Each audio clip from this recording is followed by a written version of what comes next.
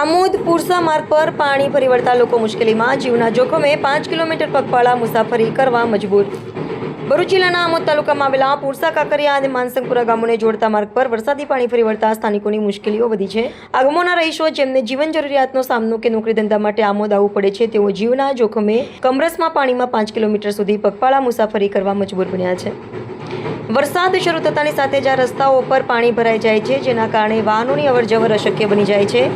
ઘણી જગ્યાએ પાણી કમર સુધી ક્યાંક ઘૂંટણસમાં ભરાઈ જાય છે, જેના કારણે લોકોનો જીવ જોખમમાં મુકાય છે.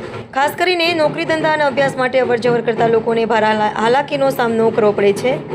આ પરિસ્થિતિ વર્ષોથી ચાલી રહી છે, પરંતુ તંત્ર દ્વારા તેનું કોઈ કાયમી નિરાકરણ લાવવામાં આવ્યું નથી. સ્થાનિકોને ભય છે કે જો વધુ વરસાદ પડશે તો આ ગામો આમોદથી સંપૂર્ણપણે સંપર્ક વિહોણા બની જશે, જેના કારણે વધુ ગંભીર સમસ્યા ઊભી થઈ શકે છે. સ્થાનિકોના જણાવ્યા મુજબ આ સમસ્યા કોઈ નવી નથી.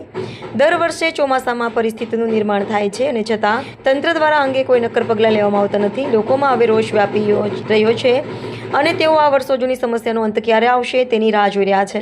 ગામ લોકોની એક જ માંગ છે કે વહીવટીતંત્ર આ માર્ગને ઊંચો બનાવવાનું અથવા પાણીના નિકાલની યોગ્ય વ્યવસ્થા કરવાનું આયોજન કરે, જેથી મુસાફરી સુરક્ષિત બને અને લોકોની હાલાકીનો અંત આવે.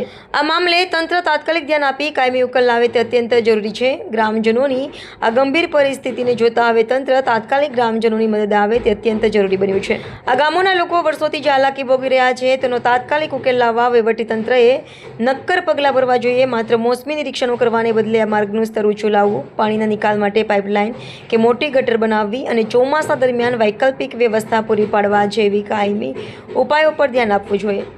જો તંત્ર સમયસર આ સમસ્યાનું નિવારણ નહીં લાવે તો કોઈ પણ મોટી દુર્ઘટના થવાની સંભાવના વધી જશે અને તેની સંપૂર્ણ જવાબદારી તંત્રની રહેશે. ગ્રામજનો હવે માત્ર આશ્વાસનોથી જ નહીં પરંતુ નક્કર કામગીરીથી જ સંતોષ માનશે.